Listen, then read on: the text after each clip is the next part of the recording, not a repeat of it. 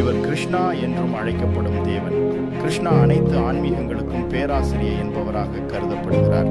அவர் மாயாஸ்திதி என்ற ரீதியில் பல்வேறு ஆற்றல்களையும் கொண்டவர். கிருஷ்ணா தனது நண்பர்களுடன் தோழியாகவும் தனது பக்தர்கள் மீது அன்பான தேவனாகவும் நினைக்கப்படுகிறார்.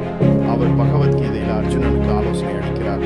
கிருஷ்ணா தனது பக்தர்களுக்கான வழிகாட்டியாகவும் இறையியல் போதகர் என்பவராகவும் உள்ளார். அவர் நாட்டியங்கள் மற்றும் இசையால் வந்தவர். கிருஷ்ணாவின் வாழ்க்கை மற்றும் போதனைகள் நாடகம் மற்றும் ஆன்மீகத்தில் முக்கியமானவை. பகவத்கீதை என்பது ஆன்மீக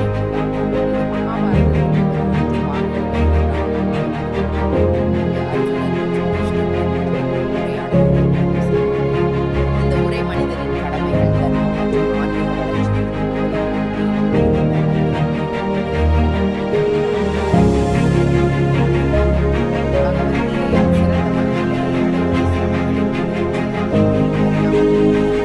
முன்னேற்றத்தை அடையலாம்.